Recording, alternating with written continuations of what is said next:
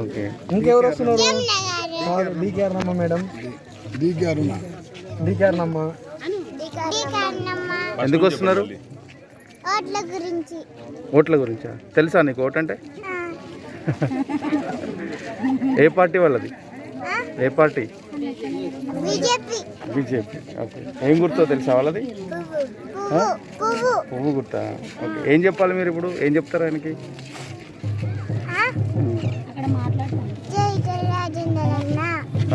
నువ్వేం చెప్తావు? వెల్కమ్. నువ్వు స్లో నెమ్మదిగా మాట్లాడుతున్నావు, గట్టిగా చెప్పు. ఇంకేం చెప్తారు ఇతరులందరికీ?